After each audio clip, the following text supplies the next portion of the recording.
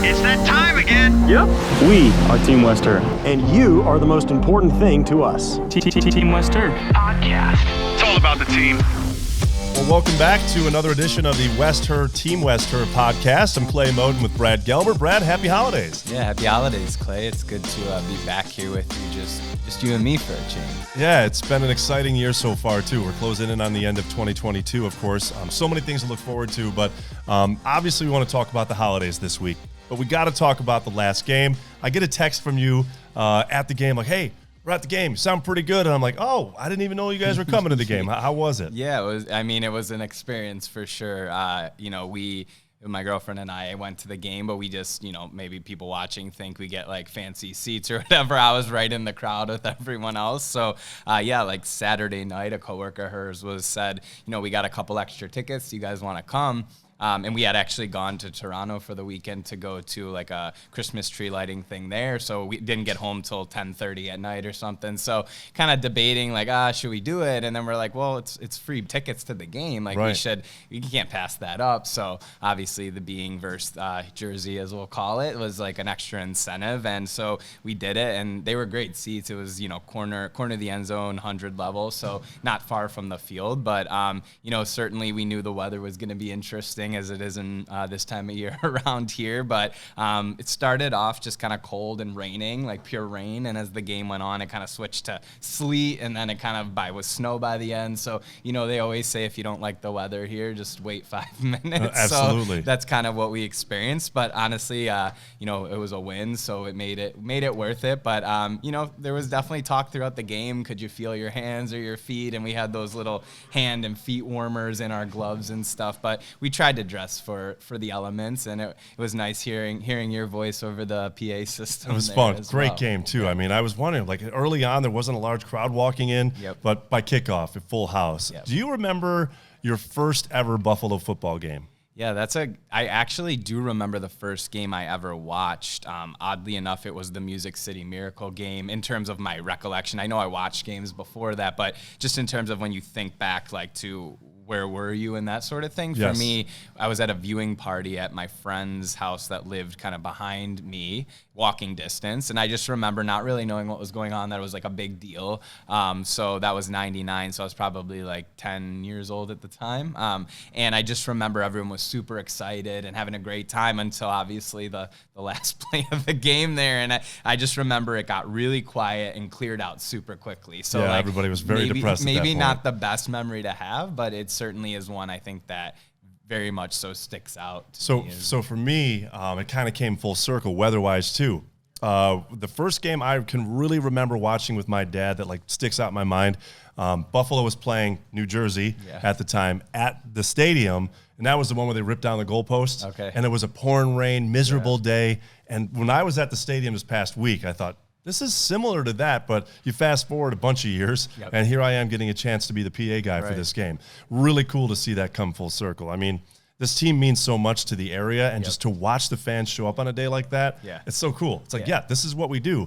You're hearing a lot of talk like, shouldn't they have done a dome for this next stadium? But I feel like you miss out on that in a bad way if you don't have the open stadium like that. Yeah, and I think like even a testament to the fans, like you said this past week, and like being there, being around these people, like this is what they do. And it was awesome just like meeting some of these folks in the stands that are there every week, rain or shine, like you said. And for me, I'm there for one game. Like I'm like making an experience out of it. But for some people, this is every Sunday or every other Sunday throughout the year. And there was one lady sitting a row ahead of us, and she literally was so prepared. She brought burgers in like a Ziploc bag. She also had buns in another bag and was making them and passing them out to people. And I kind of didn't make eye contact because I was like, I don't know if I should be eating a burger She was like the section mom. out of this lady's like Ziploc bag. But I was like, all right, well, I can respect the fact that she's like the burger lady and there's another lady passing out snacks. So, but yeah, I mean, there was one point where you would kind of get up to go to the bathroom at times just to warm up a little bit. So you're going inside. And I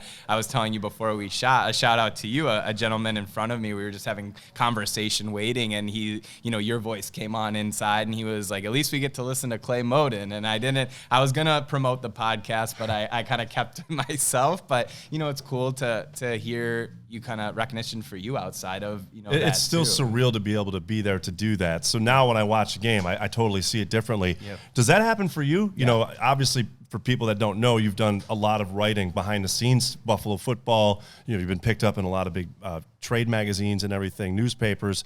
When you're there though with your significant other, is it like, I can't cheer the way you're cheering. I'm watching this particular player or this particular play. It's interesting because I'm like notorious for being on my phone during games. Like I'll be at a watch party or at home or at someone's house, and I try to be respectful and enjoy the moment. But like by nature of being immersed in kind of the media side of it, you're on your phone, whether it's on Twitter or you're doing other things. So even at the game, like I had really bad service. It's pouring rain or snow. My phone's getting soaking, and I'm still kind of like under the table or under my like jacket there typing and stuff. You got to keep up with Twitter and because you're trying to else look that's at it, but at going on. the same time you're also trying to like immerse yourself in the experience, and like because I'm not there every week, so it's a little different. But yeah, I think you look at it differently, you watch things differently. I can't help myself, so I'm speaking sometimes out loud to like what I see going on, to the point where a guy in front of me turned around and he's like, yeah, who just said Gabe Davis was open? He was open. And I'm like, yeah, that was me. Yeah, like, you so see it totally differently, rather than just cheering things. for the player to Right. win. Or you're talking to your buddies during the game. Some people are really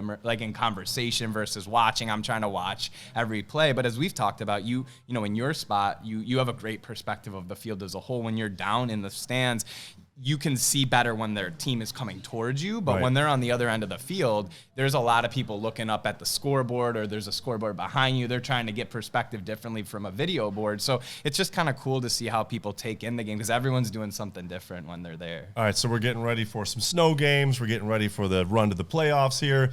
The Bills have made some new additions. Buffalo's made some new additions. You know, you got Cole Beasley coming back to town.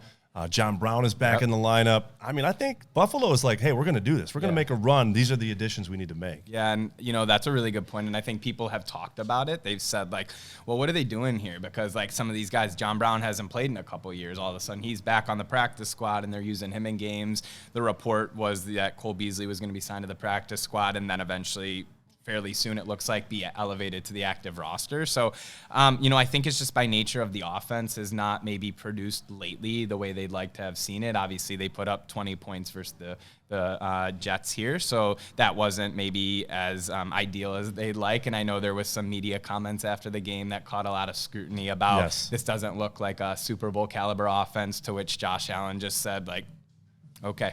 Like, what else? What is he going to say? But that's a class move at that point, because you could tell it got under his skin. But at the same time, he can't let that happen, because he probably kind of agrees with what the guy said. He just got out of that game, which again, if you're a reporter in that situation, what's the goal there? Are you trying to make him mad? Are you trying to learn something for your readers or viewers? I didn't really understand that. And I think that is what drew kind of the scrutiny from fans, is like, why were you asking that? Because it wasn't positioned in a way like, hey, Josh, I know that this offense isn't performing up to the level that you certainly would want it to, or that you probably feel it could. What do you think you guys need to do to get to that next level? That's a way you phrase the question, in a way maybe that's respectful. The way that was said, it looked like it was to draw a reaction.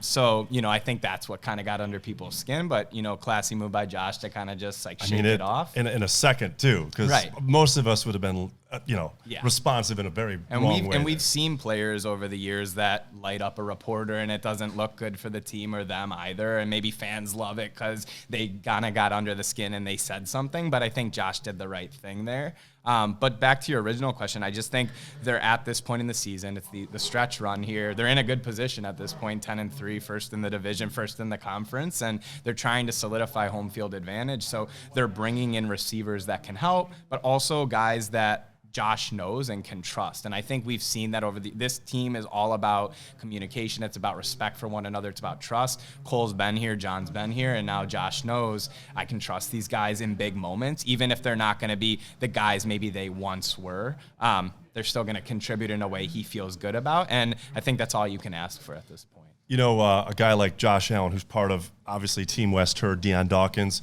who just got nominated for the Walter Payton Man of the Year. They're such good people and are such regular guys. Since we met last was the game where they had to dig, Josh Allen out of the snow. And real quick story, we park our RV in this barn in the Orchard Park area. and a friend of mine calls me to help him clean the barn off. He's like, we got 8 feet of snow. Come on over, help me dig it out. Okay, so he pulls up in his tractor. It's squirrel. Yeah. And he says, I just got out of Josh's driveway. And I was like, I didn't even think about it. Yeah. Josh who? Where you been? Right. It's Josh Allen's driveway. I plowed him out, and he's on his way to the airport. And I said, it took me a second. Like, how did you even, I know you have a large tractor, but how did this even come about? So obviously we've heard the story, but Josh was just so real and thankful at that point. Just standing there with a shovel in his hand. Like, what are you going to do with that, right? But this team is different. And I know a lot of people have said, like, oh, Cole Beasley, what he said, his comments and blah, blah, blah. I don't know what's going to happen with that in the future, but that's kind of in the past now. And I think the fans that are excited about him coming back are willing to put that in the past for now. Yeah, and, great story, obviously, you told about that. And I know we were texting during the game, and you were saying, like, I actually know the guy that helped dig Josh out. It's incredible. It's just funny how small this community can be at times. And, some of those pictures were just amazing, and videos they were posting on social media. I wrote a whole article about really what it meant to the players because, they say things sometimes, professional athletes, and you don't know if they're being genuine, but these guys genuinely were appreciative of this community for helping them get to Detroit. And then on top of it, these people got in their cars and drove to the game in exactly Detroit. Right. That's just such a Western New York thing for them. And, but seeing some of those videos and the pictures and guys holding shovels. I know some people were like, whoa, like, I don't want them shoveling because I don't want them getting hurt. Like, I'll take over for you. Yeah, they just had to get out of their driveways. But to your point, I just think even with the Cole Beasley stuff, like at the end of the day, whatever your viewpoints are on any of that stuff, like, they're just worried about him coming and helping the team win on the field. And whatever you think about any of the other stuff, the guys in that locker room, like, love and respect him as a person. They all call him Dad. It's like his nickname on the team. So they're all excited that Dad's coming back. So, at the end of the day, if that's going to help them feel like they have just one more tool at their disposal, then I don't think they can really lose at that point. So as we get ready to run, toward the playoffs, been watching some other games, and you talk about real life and the character of these players. Did you catch the San Francisco game this past weekend, Tampa Bay game? Yes. To watch Brock Purdy, this quarterback, first official NFL start. 5 years ago, this kid was a kid in high school, and to see his father and mother there, he scores a touchdown, and you see Brock Purdy's dad on camera.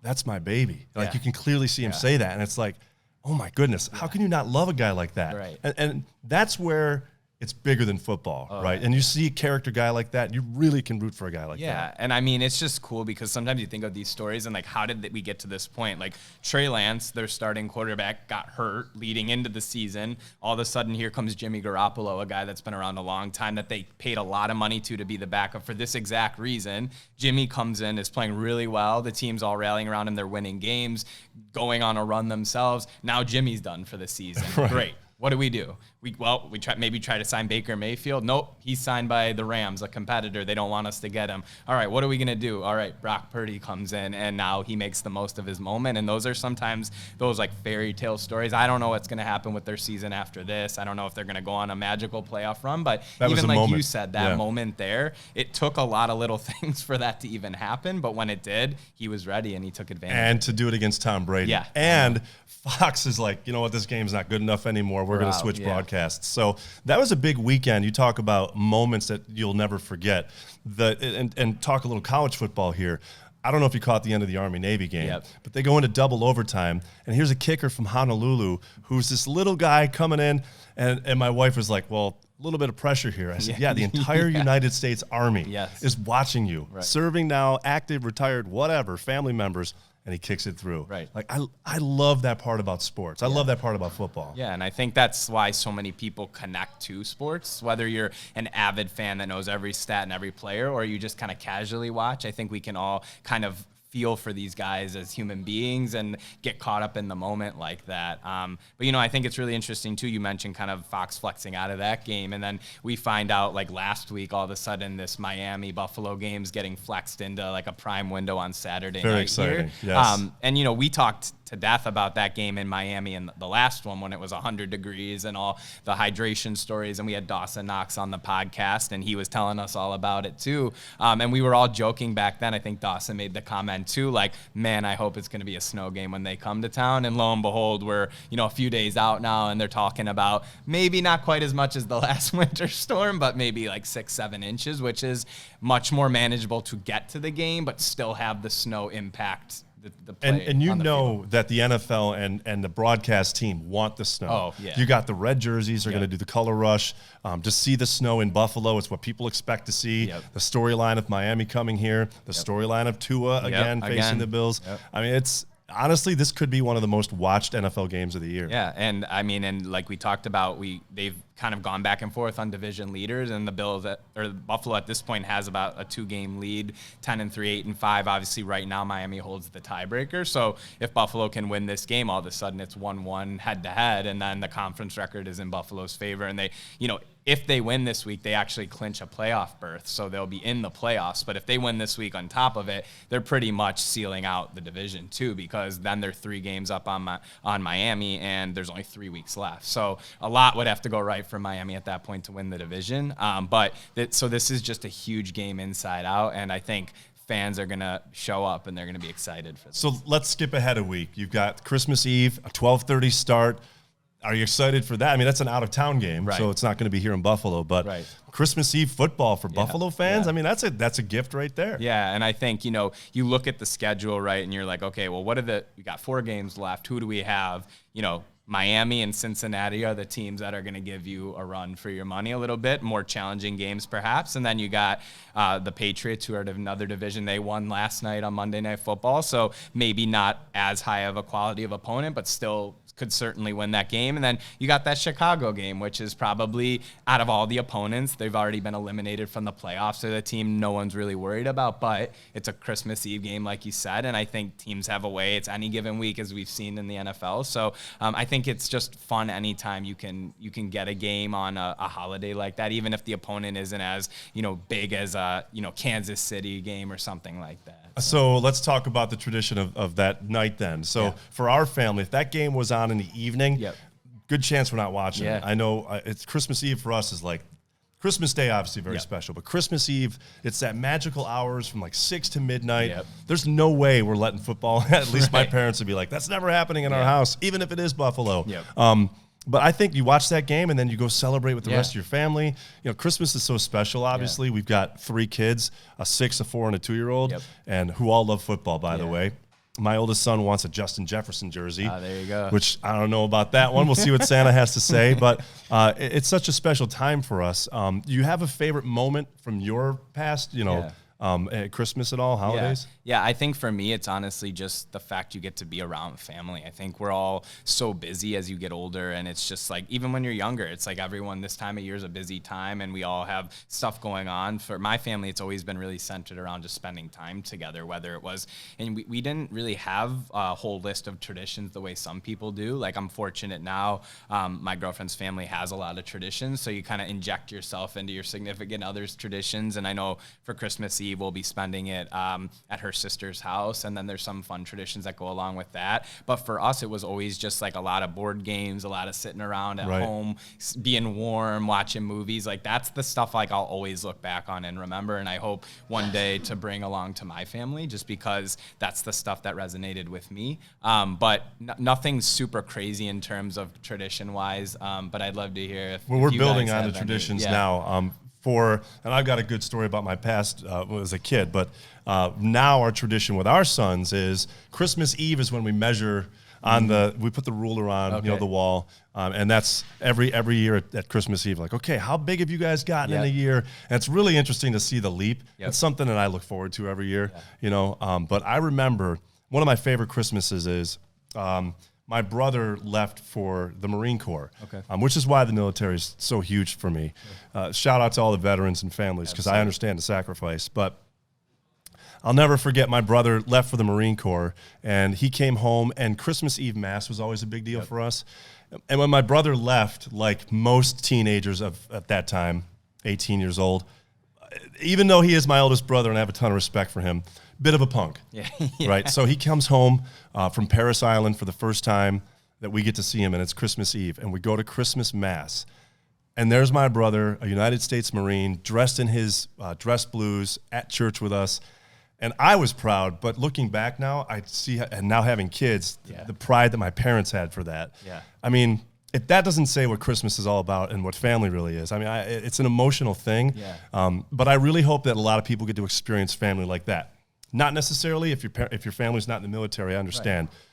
But a homecoming of any kind like that with family, whether they're an Olean coming back to Buffalo or whatever. Right. To me, that's what this is all about. Yeah, and I think that's a great point, is like people just being together, and I think that's what made it so tough these last few years, dealing with a pandemic and all these things, and being told you shouldn't be around family, you shouldn't embrace your family. Right. Like it was such a hard thing for so many people. I think about even Thanksgiving and that time of year, what we just had, and that's another one with watching football and then just spending a time with your family for me. And I think, it's just one of those things where you hope like you never have to experience that again, because this is the time of year where you want to just surround yourself, I think, with your loved ones. And when you go to a game like you did last weekend, it's like your extended family. I tell people that all the time. It really is. People like, I want to go to the game, but I'm going to go by myself. And so you got 60,000 of your closest friends there. Plus, we put the new stadium. Who knows how many? So and it's a family. Yeah, I was talking to people when I was there who are always together, super welcoming, just like always want to get to know you. What is your story? I told you I was talking to that guy in line for the bathroom. By the end, we were like ready to be best friends. Exactly. It's like you're with someone for a couple minutes, but you share that bond of the football team or this community, and it's just a different thing around here. It's a special time of year. We've got some questions here. Want to kind of like a dive this or in, that? Yeah. Or our producer put some of these together. So shout out to Stephen Fox. Here we go. Question 1. What is your favorite holiday tradition? I think we've covered that one. What is your favorite holiday song? This is a good one. I think so we've talked about music a little bit in the past when we talked about Josh Allen. We had Dawson Knox on talking about some country music. For me, I think that I'm such a sucker for the old school, like Bing Crosby, any of those Dean Martin, Frank Sinatra. Like that's the playlist I have on. Big Michael Bublé guy. So I think for me, just White Christmas by Bing Crosby is probably like my all-time favorite, which translates. Maybe we're gonna get asked this, so we're jumping all the questions. But I also love the movie with Bing Crosby. Oh, yeah, I think for stuff. me, White Christmas would be number one. Traditionally speaking, Andy Williams was always on in our house on Christmas Eve on a record player. But speaking from terms of a country fan, the George Strait "Merry Christmas Straight to You" album, you got to have that. Yeah. It's 10 songs. They're not very long, but it's really, really good. I mean, that's the kind of album you can listen to in August and still enjoy. Absolutely.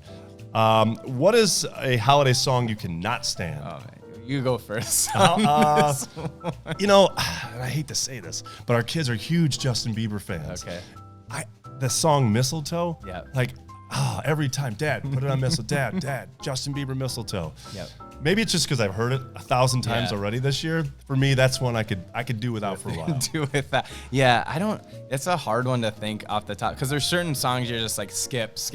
Like I'm good. The one song I will tell a funny story is the Chipmunks song, the one that they. So like I used to like that one would like bother people, whatever, and I used to like not know how I felt about it. I loved the Chipmunks as a kid, but as you got older, you're like, all right, like this is good. But my dog, at the time, he's no longer with us, but at the time, my dog, he was fascinated, and I think it's because how they raised the voices, like they turn it up in the like post-production because they don't actually sound like that. So he would be just like looking around, like he couldn't figure out in the car when we'd be driving, where is this noise coming from? So he would just so I would purposely put it on because they actually have, for people that don't know, aside from that one song, there's an entire Chipmunks album that they do all the songs, so you can check it out if you're interested. But my dog Teddy at the time, he loved that, so I think it went from something that I didn't enjoy to I enjoyed it for a different reason. Absolutely.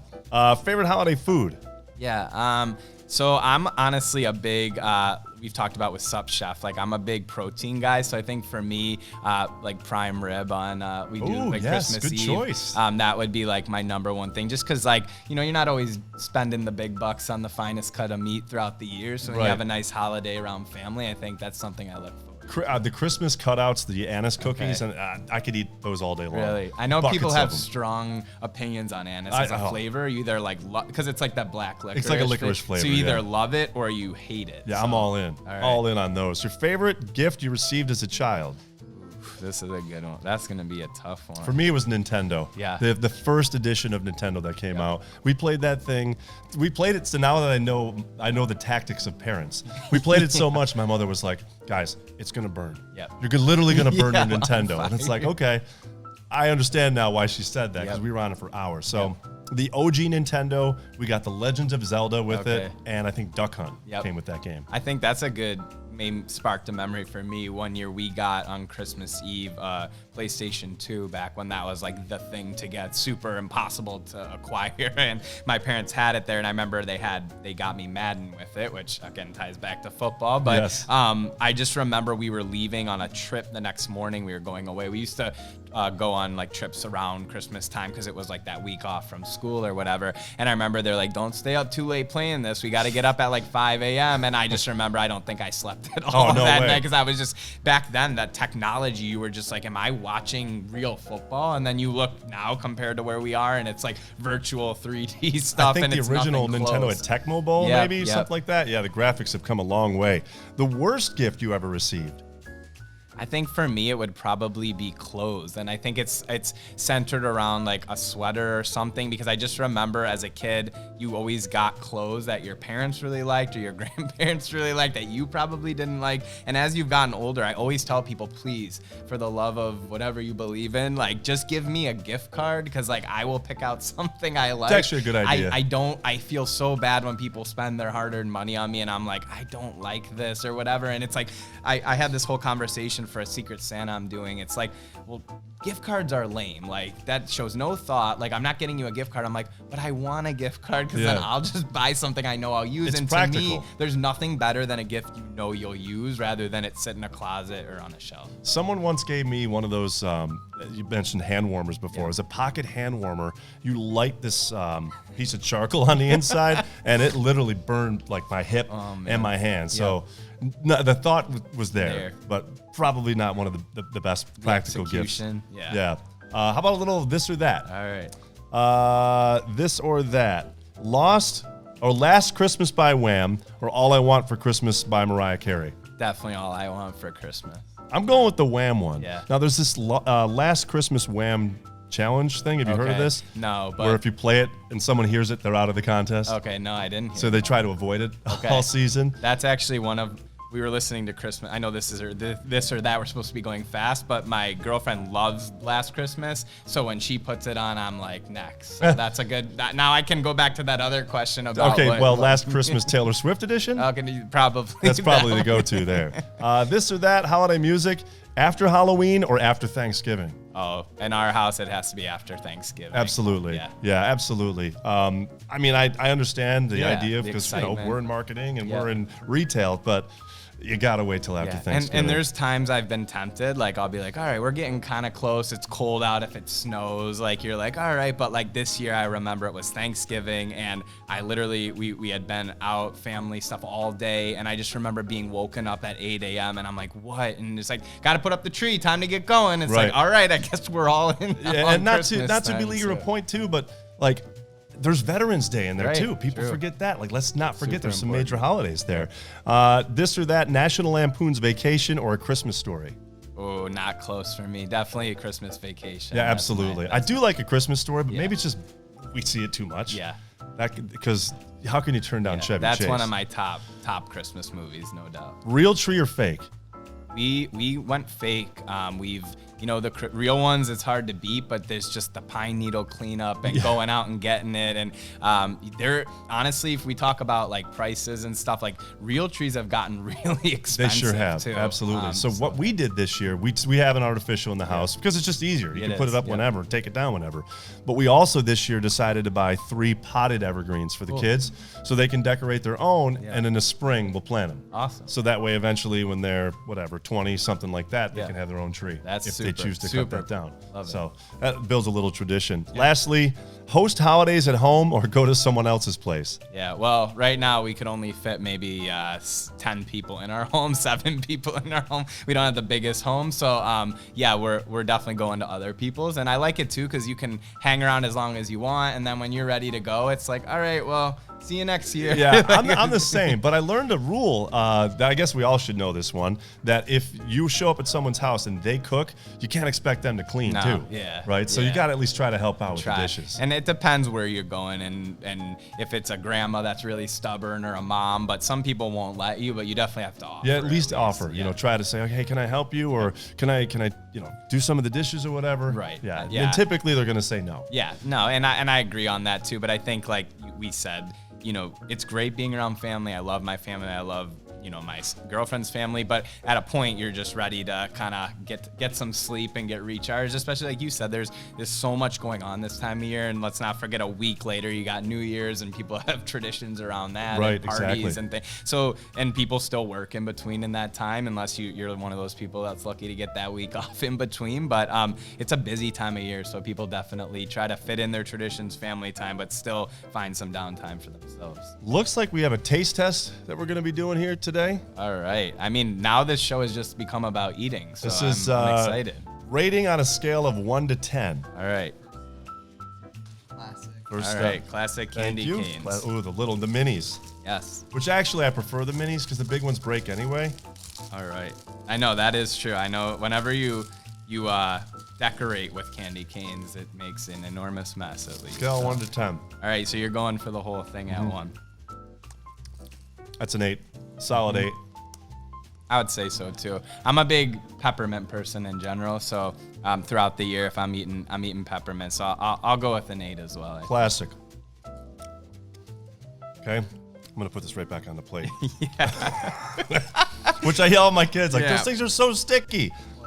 Oh yeah, Plays. Santa's favorite. Let's be real. These are the jingles. Oh, That's it. but every time I have it, it's like trying it again for the first time. We'll show the camera. We got this beautiful Christmas tree here. It's like the North Pole in your mouth. I don't know. So I love Clay. I love doing the show with you. I don't think I'm going to rate these nearly as high as you are. I could eat these all day. So are you going with a solid 10 out of 10 10 out here? of 10. I think I would have to give them a 4 Okay. on my end. I don't mind that black licorice taste, but I'm more of like a peanut butter cookie guy, like that sort of thing. I'm not, so I'll give it a 4. The only thing I will say that jingles have shrunk the size of their cookies. Yeah. Come on. Did they used to be the full size? What is there, a cookies shortage? back- Yeah, they used to be a big old cookie. Jingles. All right. All right.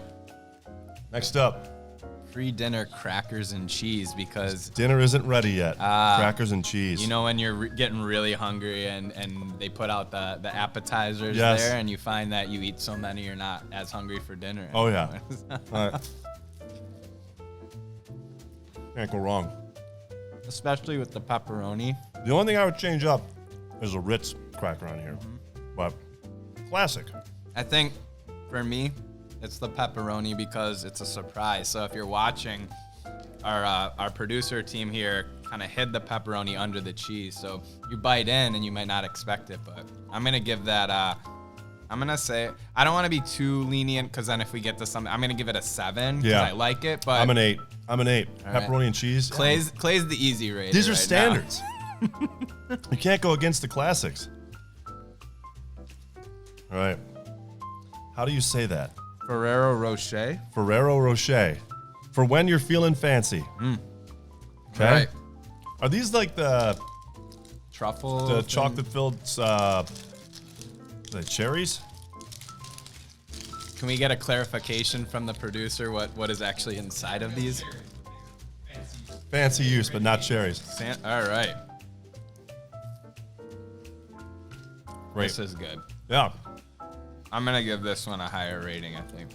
I mean, I know these are a little fancier, but This actually tastes like, so if you ever ate those like praline cookies, the ones that are like coffee shops up, those like sticks, to me it tastes like that inside of what's in those. So it reminds me of those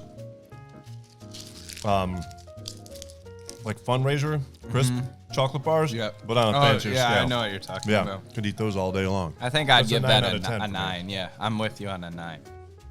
Christmas nougat? No, No one asked for these. Oh, Yeah. oh. These don't. I look- haven't seen these things in years. This for people watching, maybe if you're listening, this kind of looks like the things your grandma would have in a bowl. 20 years later, they're still there. These could be last year's. I'm pretty sure they age like Oh. a fine wine. So This is like I grew up on Linden Avenue in East Aurora. This is putting me right back there, 1988. kind of it's basically like a melted Mm-hmm. peppermint. Solid 10. Yeah. I don't know if I don't know if I'm gonna give it a 10. I think I'd give it a 7. But That's fantastic. to me, it tastes like the actual like the peppermint we ate in the beginning. It's just chewier. Delicious. All right. Oh, little eggnog. So this is Good, a good. good even without rum. Right. So let me ask you, because people have very strong opinions on eggnog. They either seemingly they love it or you hate eggnog, Yeah. whether rum or not. I get it's a common addition. I'm but gonna in give your you a guess. What do you household, think? I think you love it. I absolutely love eggnog. I think do. Clay is I do. Father Christmas. at I this love eggnog. Without rum, fantastic. The only thing I will say is, I wonder if people from outside of Western New York are like, what are they even saying?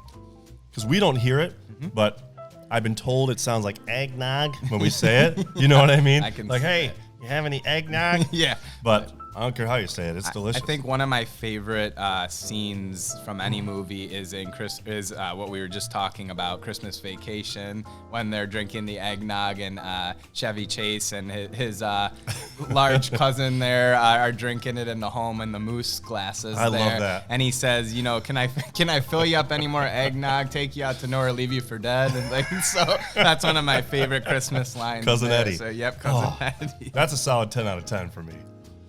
That is excellent. I actually really like. I Isn't would that have to good? give it a 9 or a 10. I'm telling you. I know certain people even in my family household are like, get that away from me, and I don't know what you wouldn't like about it. There's nothing. It's perfection in a glass. All right, traditional cutouts, just like Mom always made. All right. Oh, with the frosting and the sprinkles. Are you kidding?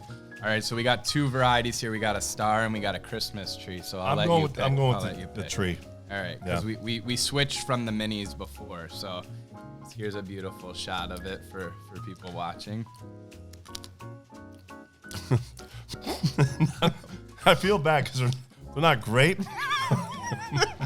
Shout out to our producer team again for bringing these in. But they're good. Yeah. They're pretty good. I think I'd give A this. 7. All right, I'll give it a 6 because I'm the Grinch at the table, but they're not bad. I'll say Not bad. I think I still prefer the jingle. And I think cookies are hard because they're so good right out of the oven, so that even ones that take some time to cool and whatnot, I think it's hard to beat a cookie right out of the oven. Absolutely.